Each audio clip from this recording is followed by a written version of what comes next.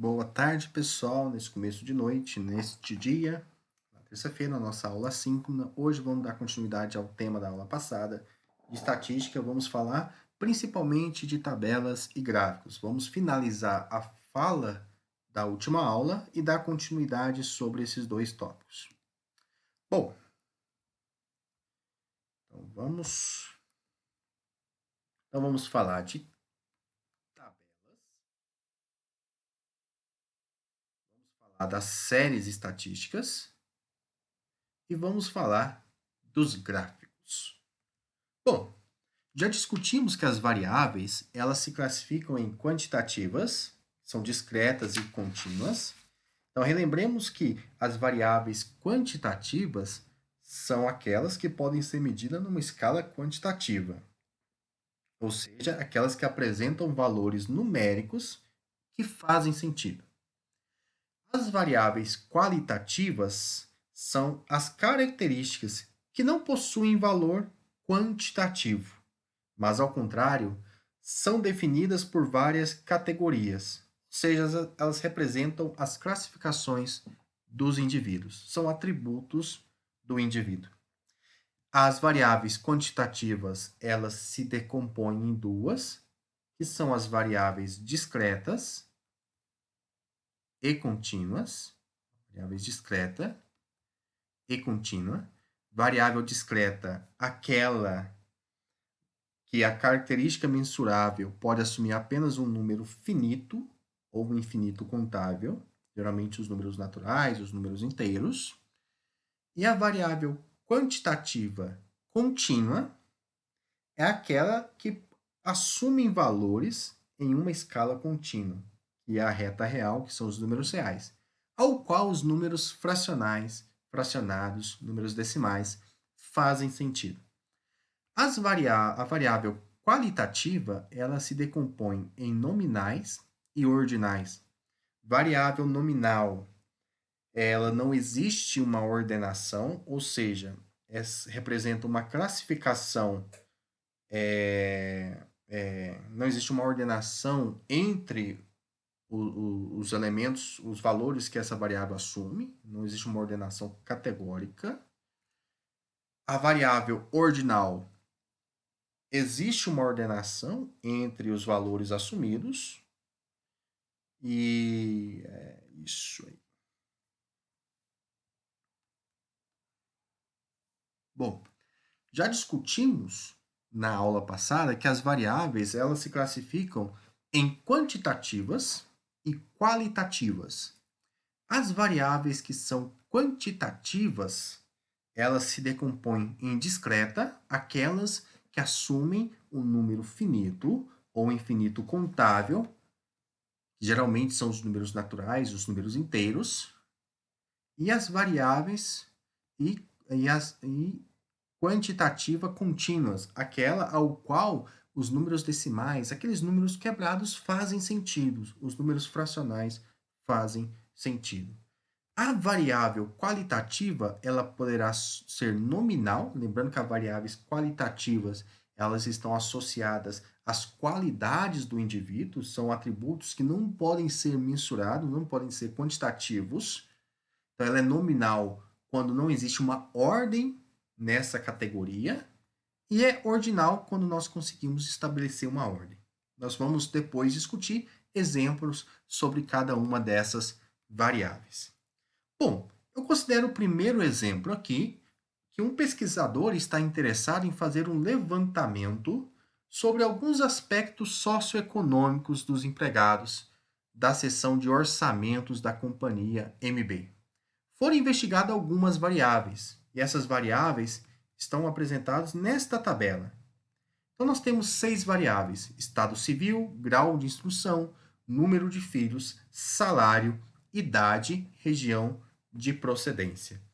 Cada variável foi atribuído uma representação. Então, a variável estado civil será representado pela letra X. A variável grau de instrução será representado pela letra Y, a variável número de filhos pela letra Z e a variável salário pela letra S, idade por U, região de procedência por V. Bom? Bom, para esta pesquisa foram considerados associações. A variável, por exemplo, estado civil, assume dois valores. São os valores observados. Aqui nessa variável foi considerado dois valores, que é o solteiro e o casado. Bom, de fato, essa variável ela poderia comportar mais valores, como divorciado, união estável, coisas do tipo. Bom, mas para o interesse do pesquisador, somente esses dois valores foram observados. Bem, grau de instrução: ensino fundamental, ensino médio e superior. Também poderia ser considerado o curso técnico, a pós-graduação lato sensu, mestrado e doutorado. Mas, para o interesse do pesquisador, 3 itens foram verificados. Número de filhos, aí é uma quantidade que é enumerável, finita, bem provável. Salário, assume valores reais. Geralmente, pesquisa de salário se faz uma comparação com o salário mínimo. Por exemplo, 4 salários mínimos, 4,1 salários mínimos, 4,3 salários mínimos. A idade, que são valores inteiros e positivos. A idade, neste caso, está associada ao número de anos vividos. E região de procedência, que foi observado 3 valores: capital, interior e outra, como sendo uma terceira via que não é capital e nem interior. Quando dizemos os valores observados por cada variável, podemos estabelecer notações a fim de facilitar o trabalho. Em termos que nós vamos mexer com estatística, que é um intuito, perdão, vamos mexer com probabilidade, que é um adentro essencial dentro da estatística, nós podemos, para cada uma dessas variáveis, principalmente essas que são qualitativas e nominal, ordinal ou quantitativa discreta, assumir que cada valor observado é simbolizado por uma letrinha. Por exemplo, nós podemos chamar os solteiros de uma variável x1 e os casados de uma variável x2. Quando eu faço isso, eu estou dizendo que a minha variável x ela assume dois valores, que é o x1 e o x2. Bem, de posse dessa variável, quando eu coloco esse símbolo, por exemplo, x igual a x1, x maiúsculo, que é a variável x, x1, o valor observado, o valor que ela assume. Ou, né? Vou colocar um ou, x igual a x2, que a variável em questão, ela assume dois valores, ela assume o valor x1 ou assume o valor x2. Então, quando eu coloco x igual a x1, eu estou dizendo que a variável x assumiu o valor x1. Se eu coloco x igual a x2, eu estou dizendo que a variável x assumiu o valor x2. E numa pesquisa, numa coleta de dados, nós podemos investigar quantas vezes essa variável assumiu o valor x1 e quantas vezes essa variável assumiu o valor x2. Esta quantidade associada a esta variável nós damos o nome de frequência absoluta simples. Bom, a variável grau de instrução, que foi denotado pela variável y, letra y, ela assume 3 valores, y1, y2 e y3. E y1, y2 e y3 indica nesta ordem ensino fundamental, ensino médio e ensino superior. Então, quando nós novamente colocamos, por exemplo, y igual a y1, eu estou dizendo que a variável y assumiu o valor y1. Y igual a y2, estou dizendo que a variável y assumiu o valor y2. Y igual a y3, eu estou dizendo que a variável y assumiu o valor y3. Essa notação é muito rica em cálculo de probabilidade, porque nós vamos, por exemplo, calcular a probabilidade relacionada à variável x, que é fazer uma distribuição de probabilidade.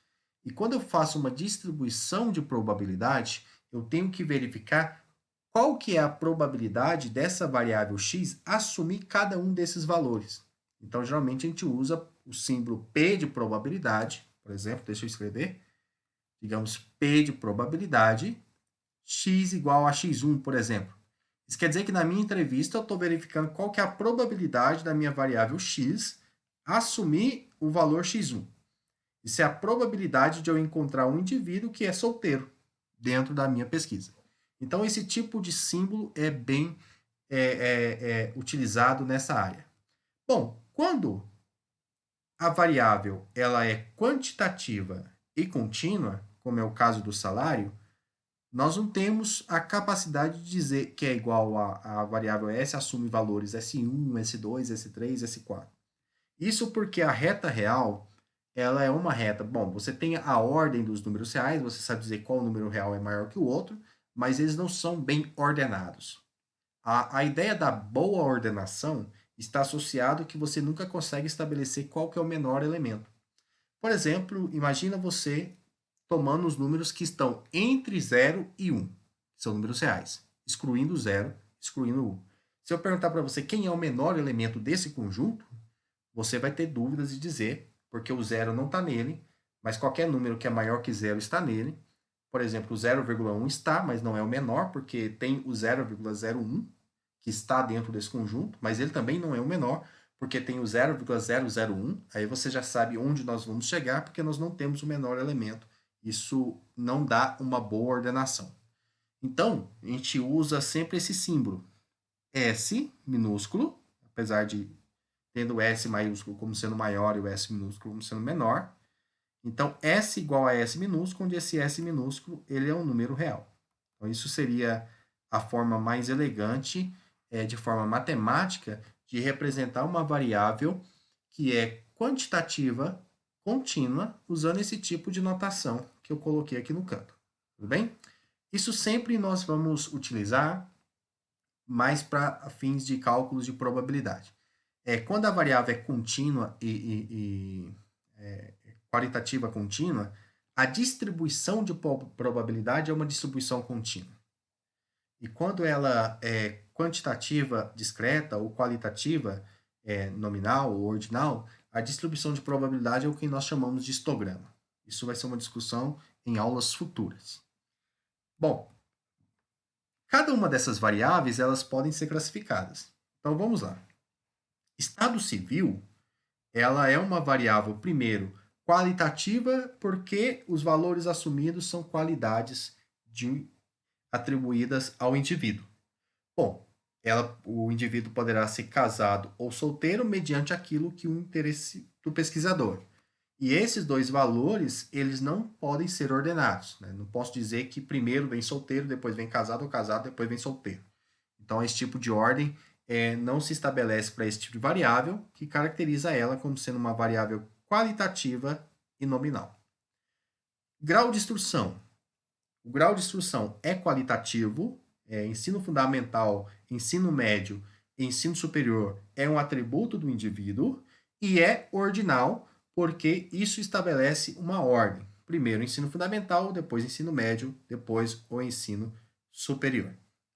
Números de filhos é 0 filhos, 1, 2, 3, 4 e assim sucessivamente. Isso é quantitativo, isso é mensurado numa escala quantitativa e os valores assumidos são inteiros, são finitos. Então, isso representa para nós uma variável que é quantitativa discreta. Salário. Eu posso receber 5 salários mínimos, como também posso receber 5,23 salários mínimos. Então, os valores que assumem dentro dos salários mínimos são valores que poderão ser inteiros, mas também os números fracionados fazem sentido. É uma variável quantitativa contínua.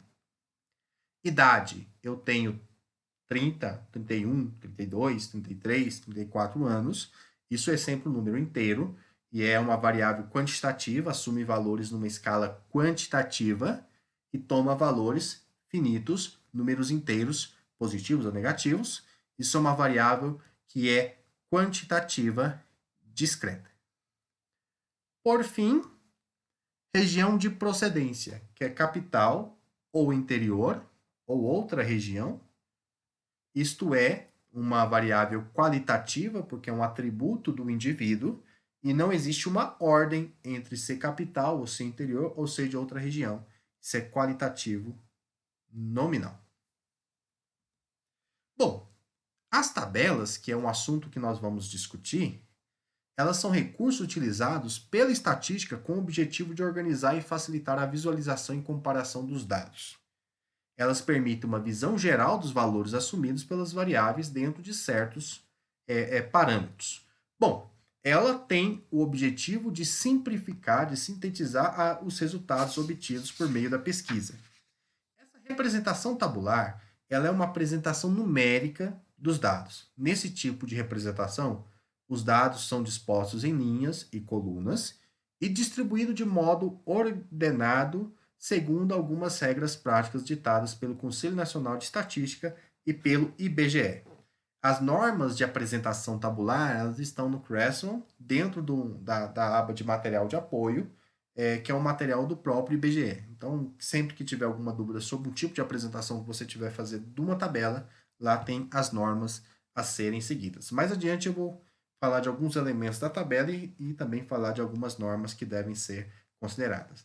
A integração desses valores que temos nas tabelas permite-nos ainda a utilização de representações gráficas, as quais normalmente são uma forma mais benéfica e elegante de demonstrar as características que estão sendo analisadas. Então, o gráfico ele tem o papel de simplificar, de sintetizar os resultados de uma pesquisa.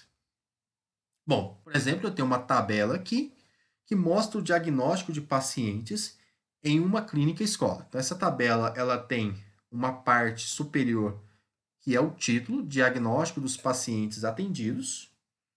Ela fala do que é a tabela e quem é o público-alvo. Ela deveria conter aqui a parte clínica escola, para indicar onde foi realizada essa tabela. Tem duas colunas, uma coluna sujeito, uma coluna diagnóstico. Esse rol aqui de valores, ele é onde nós colocamos as variáveis. No caso, a única variável pesquisada aqui é o diagnóstico. O sujeito somente está identificando os elementos que foram pesquisados. O diagnóstico foi classificado em 1 e 2, depressão e ansiedade. Então, nós temos uma variável que ela é qualitativa nominal, porque eu não posso dizer que quem tem ansiedade por ter recebido 2 tem um diagnóstico que é o dobro do diagnóstico de depressão. Então, isso é falso, porque essas duas coisas, ansiedade e depressão, não são mensuráveis. Bom, então tem aqui embaixo o rodapé com a fonte, que são os dados hipotéticos. Então, toda tabela contém título, contém um corpo da tabela, onde nós colocamos todos esses elementos. Cada um desses elementos corresponde a uma célula, que é um dado referente à variável da coluna que está. E as tabelas, onde se tem as células ou os dados, você não coloca linhas horizontais. Linhas horizontais somente aqui no título. Nessa parte aqui, onde está relacionado aos elementos pesquisados e no rodapé. Nas laterais também não se coloca linhas verticais, é uma tabela aberta. Bom, eu poderia nessa tabela colocar mais uma coluna, mais uma variável, que seria a sintomatologia. Classificar o indivíduo com depressão e com ansiedade segundo os sintomas. Então, quem tem sintomas leves recebe diagnóstico 1, nível 1. Quem tem sintoma moderado, nível 2. Quem tem sintoma severo, nível 3. Então, de acordo com a sintomatologia. E eu coloco mais uma coluna nessa tabela, com mais esta variável, que ela é qualitativa, um atributo ainda do indivíduo, mas ela é ordinal, porque estabelece uma ordem. Primeiro, você classifica os de sintomatologia leve, depois os de moderada e depois os de severo. Bom, então, de modo aleatório, eu fui atribuindo aqui os valores. Então, tem 2 aqui, por exemplo, o primeiro indivíduo, ele foi diagnosticado com depressão moderada. O sexto indivíduo foi classificado com depressão leve. O 10º indivíduo foi classificado com ansiedade leve. Então, nós temos toda essa informação aqui na nossa tabela. Bom, na tabela anterior, temos a presença de duas variáveis qualitativas, diagnóstico, que é uma variável qualitativa nominal, sintomatologia, que é uma variável qualitativa ordinal. É bom enfatizar que, mesmo enumerando a sintomatologia, não é correto afirmar que um sujeito de sintomatologia classificada em 2 possui o dobro de níveis sintomáticos da doença que um sujeito de sintomatologia classificada em 1. Então, esse olhar mensurável de comparação, ele é falso, porque nós estamos numa variável que ela é qualitativa.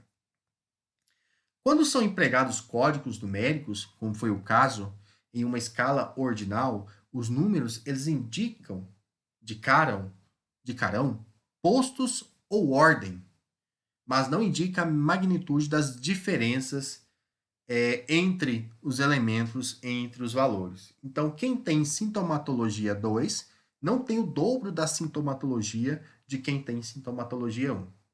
Por exemplo, sabendo que uma pessoa é considerada como classe baixa ou outra é rotulada como classe alta, segundo algum critério de classificação socioeconômica, não dá para saber o quanto uma é mais rica do que a outra para receber classificação diferente.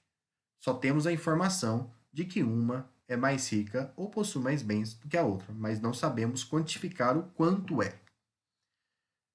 Bem, as tabelas que apresentamos até aqui, elas possuem a seguinte estrutura. Nós temos um título, nós temos um cabeçalho, que é formado pelas variáveis por identificações, temos um corpo, que é formado pelas células, pelas colunas, e temos uma fonte.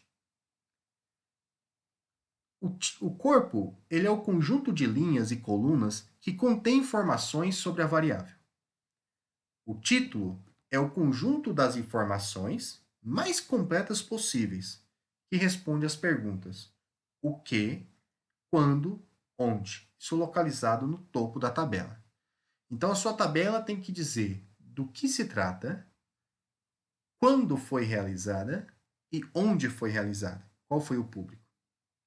O cabeçalho é a parte superior da tabela que especifica o conteúdo das colunas, geralmente as variáveis.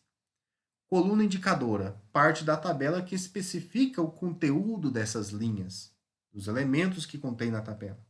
Caso ou célula é o espaço destinado a um só número, que está relacionado à variável. Número ou algum tipo de identificação. Fonte, a indicação da entidade responsável pelo fornecimento dos dados ou pela sua tabela. Então, esses são os elementos da tabela. Bom, de acordo com a resolução 886 da Fundação IBGE, nas casas ou células, devemos colocar, primeiro, um traço horizontal quando o valor for zero, não só quanto à natureza das coisas, como quanto ao resultado do inquérito. 3 pontos quando não temos os dados, um ponto de interrogação quando temos dúvida quanto à exatidão de determinado valor, um valor indeciso, 0, quando o valor ele for muito pequeno para ser expresso na unidade utilizada. Se os valores são expressos em numerais decimais, precisamos acrescentar à parte decimal um número correspondente de zeros. Por exemplo, se os dados estiverem usando duas casas decimais, o zero representado lá é o 0,00. Se estiver usando uma casa decimal, é o 0,0. Se não usa casas decimais, somente o zero. Bom, uma parte que nós vamos discutir, e ficou faltando da aula passada, são as séries estatísticas. Uma série estatística é toda tabela que apresenta um conjunto de dados ordenados, que possuem uma característica em comum apresentada sob forma de tabela ou gráfico. Numa série estatística, observa a existência de 3 elementos ou fatores: tempo, que é a cronologia, o espaço, que é o lugar, e a espécie, que é o fenômeno. Se houver a variação de um desses elementos, a série estatística classifica-se em temporal, geográfica ou específica. Portanto, o nome da série depende dos elementos que variam. e eles podem ser divididos conforme nós apresentamos a seguir. Séries históricas, temporal, evolutiva ou cronológica são aquelas séries em que os dados observados segundo a época de ocorrência. O tempo, ele é variável, ele que vai estar variando. O fato e o local permanecem fixos. Bom, as séries geográficas são aquelas séries estatísticas em que os dados são observados segundo a localidade de ocorrência. O local varia e o tempo e o fato ficam fixos. Então, nós temos aqui o espaço variando. O fenômeno e a cronologia permanecem fixos. As séries específicas ou categóricas. Os dados são agrupados segundo a modalidade de ocorrência. O fato ele fica variável, tempo e local são fixos. Então, mediante as séries que possuem três elementos ou fatores, que é cronologia, lugar e fenômeno, que é de modo respectivo tempo, espaço e espécie, se o tempo é que está variando somente, essa série é uma série temporal. Se é o espaço que está variando e o tempo e a espécie fica fixo, então nós temos uma série que é geográfica. Se a espécie está variando e o tempo e o espaço são fixos, nós temos uma série que é uma série específica ou categórica. Bom, quando você tem mais de dois elementos que variam, nós temos uma série que é uma série mista. Bom, então vejamos. Aqui nós temos um gráfico em forma de colunas que representa para nós uma série temporal, onde nós estamos vendo que nós temos uma variação do tempo e o fato, o lugar e o fenômeno e a espécie, eles não variam. O lugar é o mesmo, está sendo aplicado isso tudo no Brasil, a localidade, e a espécie que está sendo medida aqui são os números de óbitos, e essa espécie não varia, quer dizer que não passa de uma espécie para outro tipo de espécie. Então, ele é um gráfico que nos chama a atenção em abril, como sendo o mês mais letal da pandemia desde o início da pandemia, lá em março do ano de 2020. Então, aqui é uma série temporal. Essa série já é uma série geográfica. Nós temos uma tabela aqui. Olha o corpo da tabela, o título da tabela, o cabeçalho e a fonte. Não tem linhas horizontais e não é fechada por linhas verticais à esquerda, nem à direita. Note que a espécie aqui, ela não está variando. Nós temos números de candidatos, é a espécie que está sendo avaliada. Não está mudando de espécie, número de candidato, depois número de eleitores, por exemplo. E a localidade, que é o lugar, está variando. Nós temos um resultado para Alagoas, Ceará, Maranhão, Paraíba, etc. E o tempo está fixo. Então, nós temos espécie e tempo fixo e localidade, lugar variando, espaço variando. Então, uma série geográfica. Essa série, nós temos veículos, que são as espécies, que podem assumir valores. Kombi, Corsa, K, Escort. Então, está variando a espécie. Kombi, Corsa, K, Escort. E nós temos uma variabilidade aqui, uma variação também na localidade. Nós temos as regiões. Então, essa série, ela é uma série tanto geográfica, como também uma série específica ou categórica.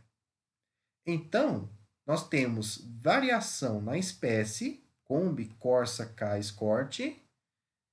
Nós temos o tempo fixo. Ela é uma série mista, mas também encaixa como uma série específica. Mas ela mais chama a atenção por uma série mista pela variação aqui também do lugar. Então, é uma pesquisa que está relacionada aos veículos adquiridos, né, por região, na modalidade Kombi, Corsa, K e Export. Talvez desses três aqui, o K é o único sobrevivente até hoje, eu acho, depois que a, a Ford saiu do Brasil, eu acho que nem ele mais existe. Talvez vocês lembram o que é uma Kombi, caso não lembre, pesquise no Google o que é um Escort, pesquisam no Google para ver qual carro que é bem antigo, não é do tempo de vocês, mas pesquisam lá, vocês vão ver que tipo de carro que é esse.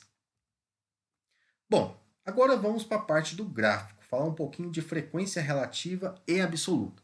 Frequência relativa simples e frequência absoluta simples por enquanto, porque depois isso é um tópico a ser discutido no curso. Então voltemos à nossa tabela que foi colocada lá no começo, falando sobre o diagnóstico dos pacientes atendidos numa escola clínica. Nós temos os sujeitos identificados e o diagnóstico 1 e 2, lembrando que 1 e 2 indica depressão e ansiedade nesta ordem. Então, a variável x ela toma valores aqui, 1 e 2. Podemos, por meio dessa tabela, contar quantas vezes cada um dos valores da variável x são assumidos. Por exemplo, nós vamos aqui e verificamos quantas vezes o valor 1 foi assumido. O valor 1 foi assumido 5 vezes. Como é um total de 10 elementos, o valor 2 também foi assumido 10 vezes. 5 vezes, perdão. Então, essa quantidade de vezes que um valor de uma variável é assumido, nós damos o nome de frequência absoluta. Então, definimos a frequência absoluta referente a um valor observado xi indicando que é o valor relacionado à variável x, o número ni, que indica o número de ocorrência do valor observado xi. A frequência relativa fi, referente a xi, é a proporção do valor observado xi. Isto é, fi é igual a ni sobre n, onde n é o total de observações. Então, o que significa a frequência absoluta? Eu vou lá, naquele valor observado na minha pesquisa, e conto quantas vezes ele ocorreu. O número de ocorrência me dá a frequência absoluta. Então, por exemplo, a frequência absoluta do 1 é 5, que nós contamos 5 vezes lá. E a frequência absoluta do 2 também é 5, porque nós contamos 5 vezes lá na nossa tabela. A frequência relativa, eu vou olhar a proporção deste valor sobre o total de elementos que eu tenho na minha tabela. Na minha tabela eu tenho um total de 10 valores. E nós contamos 5, por exemplo, tanto para o caso do valor observado 1 como o valor observado 2. Então, isso aqui mede a proporção de valores observados referente ao 1 e também vai ser referente ao 2, porque eles foram observados na mesma quantidade. Aí 5 sobre 10 é 0,5, que a representação em porcentagem indica 50%. Lembrando que se você tem um número decimal, se você quer transformar ele em porcentagem, você vai multiplicar ele por 100. Quando eu faço 0,5 vezes 100, eu tenho 50. Então, indica para mim 50%. Então, a frequência relativa ela pode ser colocada em modo proporcional, seria uma proporção do todo, o todo seria todos os elementos possíveis, ou em forma percentual, seria a representação dessa proporção em porcentagem. Olha, o valor, quando olhamos a tabela de sintomatologia, vamos lá naquela tabela de sintomatologia, permita-me voltar nela aqui. Bem aqui. Vamos calcular a frequência de cada uma dessas variáveis, desses valores assumidos. Então, o valor 1, ele foi observado 3 vezes. Então, nós dizemos, como eu numerei por 1, o N1 vale 3. Esse N1 indica o número de ocorrências da variável x1. x1, no caso, seria, no caso, a sintomatologia leve. O N2, vamos contar quantas vezes apareceu o 2. 1, 2, 3, 4. Então, o N2 tem valor 4. e sem queimar muito neurônio, evidentemente tem 10 elementos, o N3 aparece 3 vezes. Então, isso daqui seria a frequência absoluta. Quando eu penso na frequência relativa, eu vou olhar cada um desses valores proporcionalmente sobre o total. Nosso total aqui são 10 entrevistados. São 10 valores. Então, aqui representa 3 décimos, que é o 0,3, que representa o 30%. Aqui representa o 4 décimos, que é o 0,4, que representa 40%. E aqui representa 3 décimos, que é o 0,3, que é o 30%. Então, eu tenho a frequência relativa daqueles dados que estão indicados nessa tabelinha bem aqui. Bom, seguindo, nós temos os gráficos. Para essas variáveis que são qualitativas, um gráfico bastante utilizado é o gráfico de colunas ou de barras. Eu não vou discutir colunas e barras, já que eles têm a mesma formulação, só muda os eixos. O gráfico, as informações da tabela anterior, elas são representadas por meio desse gráfico que eu construí lá no Excel. Então, eu construí um gráfico de colunas, onde eu tenho os diagnósticos dos pacientes atendidos, o título daquela tabela. Na linha horizontal está indicado para mim a sintomatologia. Sintomatologia, que é o que está sendo indicado aqui nessa tabelinha pequena, que é uma legenda. Aqui está indicando os níveis de sintomatologia, na verdade, não os níveis, perdão. Que está indicando a frequência absoluta desses resultados. Então, por meio desse gráfico, a olho, nós já notamos que a maioria dos pacientes estão com sintomatologia moderada. E a mesma quantidade de pacientes possui sintomatologia leve e severa. Nós podemos afirmar que a maioria dos pacientes estão com sintomatologia moderada ou severa. E os gráficos ajudam a entender muito bem o funcionamento da clínica e quais medidas serão adotadas para que esse quadro ele mude. Ele mude, que tenha pessoas sendo tratadas e tendo seus sintomas sendo amenizados. Então, o gráfico de colunas, é importante ressaltar que as colunas elas têm que ser todas de mesma base, de mesma largura da base, e o corpo dessas colunas tem que ser proporcionais. Isso dá uma visão melhor do gráfico que está sendo construído. Bom, então aqui tem outro gráfico de colunas. Então, o gráfico de colunas exibe alterações dos dados em um período de tempo ou ilustra comparações entre os itens, como foi o caso que nós representamos aqui. Então, aqui nós temos uma comparação entre esses itens, leve, moderado e severo. Então, nós podemos fazer uma comparação por meio disso. Por isso, eu tive a capacidade de dizer que, olhando para este gráfico, a sintomatologia moderada, ela se sobrepõe sobre as outras sintomatologias. Um gráfico de colunas exibe as alterações dos dados em um período de tempo ou ilustra comparações entre os itens. Aquele primeiro gráfico que nós mostramos lá atrás, deixa eu voltar lá rapidão. Este gráfico é um gráfico de colunas onde mostra a evolução com o passar do tempo sobre algum dado, que é o número de óbitos por mês da pandemia. Então, você tem também um gráfico de colunas aqui. E o gráfico de colunas, quando nós batemos o olho, nós já podemos tirar as conclusões mediante ao título do assunto que o trata. Bom, então este gráfico aqui, ele está fazendo uma comparação entre itens, hipertensão, doença de coluna ou costas, artrite ou reumatismo, doença do coração, diabetes, depressão, asma ou bronquite, tendinite ou tenossinovite, insuficiência renal crônica, câncer e sem doença. Então, notamos aqui que pela o nosso eixo vertical, nós temos uma informação da frequência relativa em termos percentuais, são porcentagens. Podemos notar que mais da metade das pessoas com mais de 60 anos tem pressão alta, porque aqui indica mais de 50%. Evidentemente que dentro desse corpo aqui de hipertensão, poderá ter pessoas que têm artrite, pessoas que têm doença do coração e etc. Elas poderiam ter respondido a mais de um item dessas doenças aqui. Tá bom?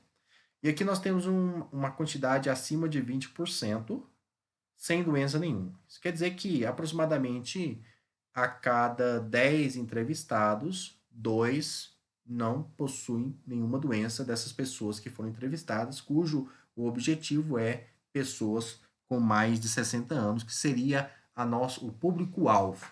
A população é formada por todos os idosos acima de 60 anos. A amostra foram aqueles que foram selecionados para essa pesquisa.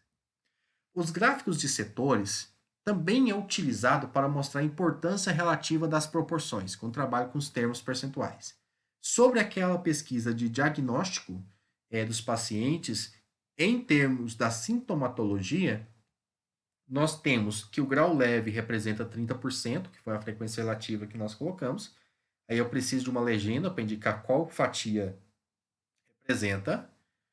30% que é a severa e 40% que é a moderada. Então, também por este tipo de gráfico, nós podemos tirar conclusões. O gráfico de colunas e o gráfico de setores são gráficos utilizados para representar variáveis que são qualitativas. O gráfico de setores também recebe o nome de gráfico de pizza ou gráfico de torta também. Bom, para variáveis quantitativas, discretas ou contínuas, podemos considerar uma variedade maior de representações gráficas. Para variáveis discretas, podemos usar os gráficos que já discutimos até o momento. Vejamos a seguinte situação. Eu tenho aqui uma tabela com a idade de 50 trabalhadores de uma indústria A. Então, nós temos a idade e a frequência. Então, se nós contarmos aqui, a partir do 20 até o 49, deixa eu notar se não pulou nenhuma idade. 1, 2, 3, 4, 5, 6, 7, 8, 9, 27, menos 1. Então, nós temos 26 resultados aqui. Esses 26 resultados, esses 26 resultados, se eu for criar uma coluna, um gráfico de colunas para isso, eu teria 26 colunas. Isso não é uma coisa tão vistosa para um gráfico. Então, será que usar a mesma representação por colunas para variáveis qualitativas seria viável para esta variável, que é uma variável quantitativa? A resposta não. Poderá até ser se a quantidade for pouca. Mas nesse caso, como nós temos uma quantidade de dados que estariam em colunas distintas e gerariam muitas colunas, isso não é viável. Para isso, nós temos um tipo de gráfico que é chamado de histograma. O mais razoável nesses casos, quando a variável é contínua, é agrupar os valores por intervalos. Desse modo, ao invés de listar cada um dos valores que ocorrem, listam-se os intervalos de valores e as frequências correspondentes. Isso quer dizer que nós vamos pegar uma faixa de idades e colocar todos na mesma coluna, para indicar aquela classe. É bom enfatizar que se os valores observados são poucos, então o agrupamento não é necessário. Isto é, se você tem poucas colunas, você poderia fazer um gráfico de colunas, por exemplo. Este agrupamento define classes, e nós apresentamos a definição formal a seguir. O que é uma classe? Uma classe ela vai ser simbolizada por esse símbolo aqui, que está bem aqui, e ele vai indicar, esse símbolo indica todos os valores z que estão entre x e y, podendo ser igual a x, mas não igual a y. Então, é maior ou igual que x, quer dizer que o x entra, mas o y não entra.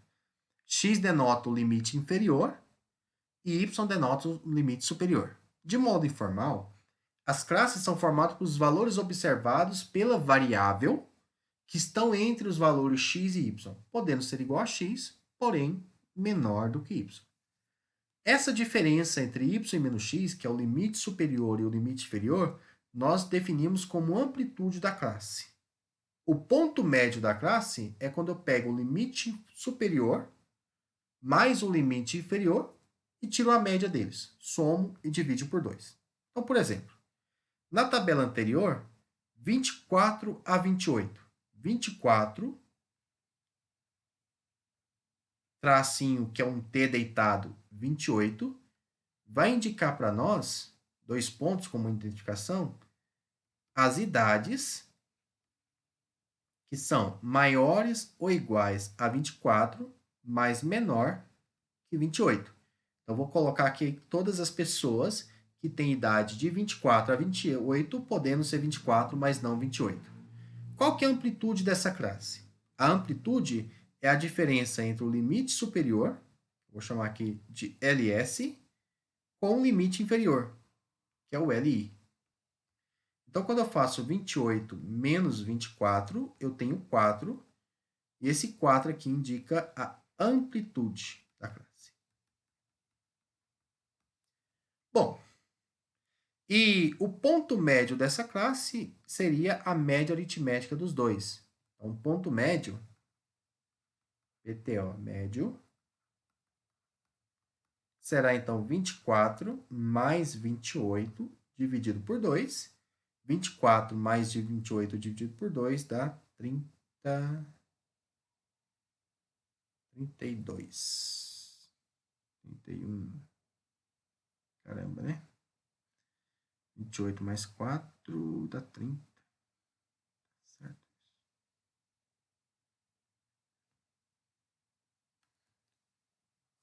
Bom, e nós temos o ponto médio da classe.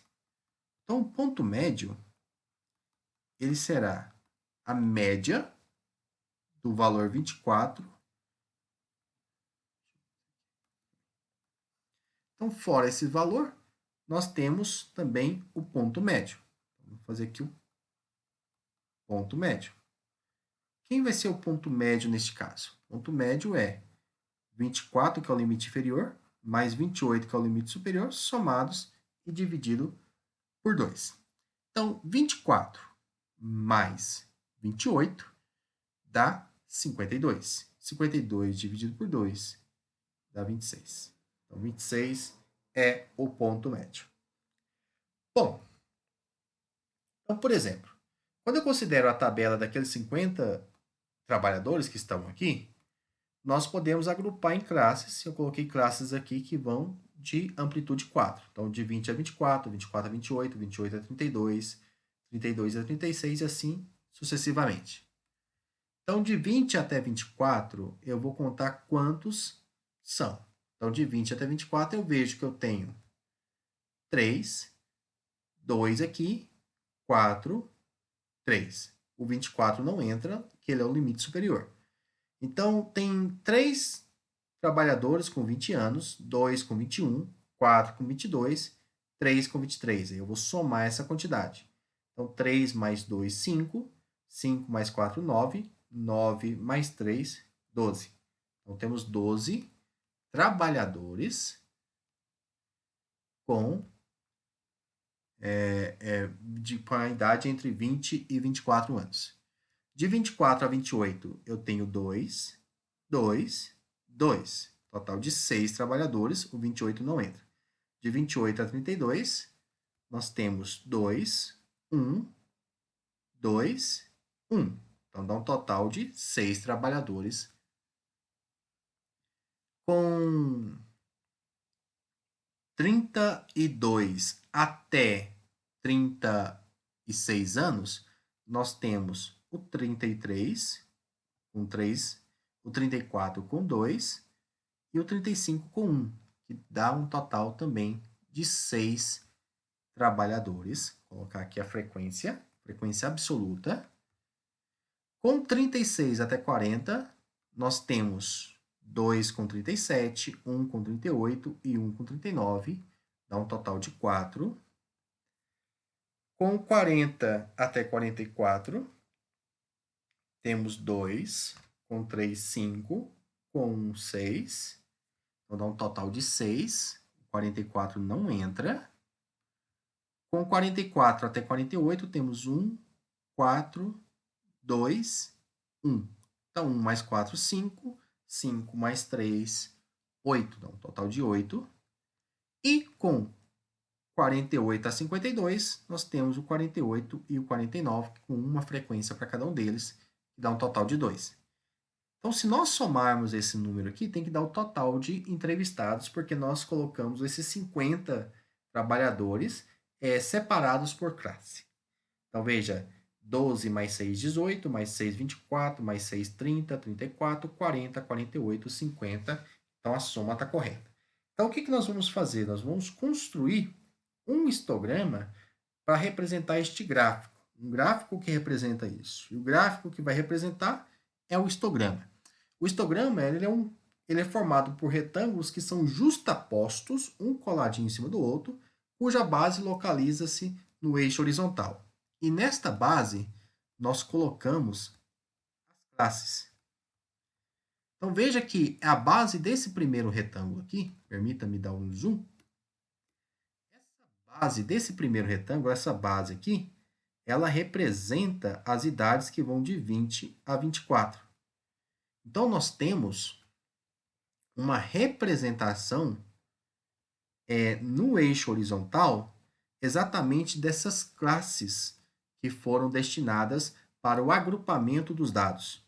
Então, aqui está indo de 24 a 28, aqui de 28 a 32, 32 a 36, 36 a 40, 40 a 44, 44 a 48, 48 a 52. Todas as bases têm mesma largura, que é a amplitude. A amplitude da classe é 4, que é justamente a largura desses retângulos. As alturas desses retângulos são exatamente as frequências. Nós temos 12 com idades de 20 até 24, 6 com de 24 a 28, 28 a 32 anos tem 6. A mesma coisa ocorre com 32 a 36. Nós temos 4 com idades de 36 a 40, 6 com idade de 40 a 44, total de 8 com idade de 44 a 88, 48 e total de 2 com 48 a 52. O limite inferior, o menor deles, como a escolha do 20 aqui, pode ser uma escolha mediante ao menor valor que você tem, que é o menor valor da tabela de dados, que é o 20 anos, e você vai contando com acordo com o tamanho da amplitude escolhida, que tem como ser calculada, vamos ver isso mais adiante, mas este final aqui, 52, nós podemos notar que não tem ninguém com essa faixa de idade, então não importa se ele extrapola muito além da maioridade. A maioridade, salvo me engano, é 49 anos. Bom, então essa representação é o que nós chamamos de histograma. Aqui nós temos a frequência simples. Essa frequência simples, ela é a frequência absoluta, que também é chamada de frequência simples. A diferença entre o gráfico de coluna e o histograma é o distanciamento entre as colunas. No histograma, não há separação entre os retângulos adjacentes, porque nós estamos trabalhando com classe, com as classes exatamente no eixo horizontal, tá bom? A construção do histograma é bem simples, é só você erguer as colunas de acordo com o tamanho das frequências. Por fim, na última discussão que eu faço aqui com vocês, eu mostro um gráfico que costuma aparecer com maior frequência nos telejornais, que é o gráfico de linhas. O gráfico de linhas são usados para representar séries temporais com um grande número de período de tempo. Então, mostra a evolução de um certo fenômeno, de uma certa espécie, com o passar do tempo. Então, nós temos aqui, por exemplo, a avaliação do governo.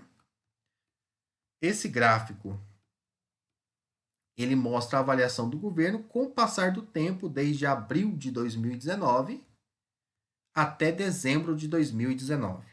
Então, mostra, tipo, o governo saindo de ótimo e bom, com 35%, e caindo para 29%, e de ruim e péssimo, com 20 e alguma coisa, pulando para 38%. Então, isso tira conclusões da evolução desta avaliação do governo com o passar do tempo. E aqui tem os que não souberam responder, que eram 7%, e se manteve constante nos 3 tempos que se passaram para realizar essa pesquisa. Então, esse tipo de avaliação de governo, como foi feito aqui, para obter um gráfico de segmento, você tem que fazer algumas medições. No total, aqui foram feitas 4 medições durante um certo tempo. E essas 4 medições foram marcados valores. E entre cada um desses valores, se marca um segmento. Então, por exemplo, suponha que tem um outro item que vai ser pesquisado aqui.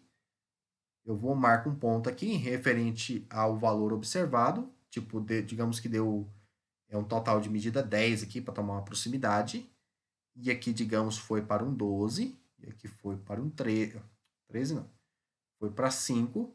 E aqui foi para 4, por exemplo. Como que eu vou montar o gráfico de segmento? Eu vou fazer um segmento que une todos esses pontos. Então, ele define para nós um gráfico de segmento na forma construtiva. E ele mostra a evolução de algo com o passar do tempo. Tá bom? Bom, tem uma atividade no Cresson para que vocês façam uma lista de treinamento referente aos tópicos que eu discuti nessa aula com vocês. Fiquem com Deus. Caso a aula esteja grande, que eu acho que ficou um pouquinho grande, assista um pedaço, depois você assista outro pedaço. Faça a melhor forma possível. Até mais, pessoal. Muito obrigado. Valeu.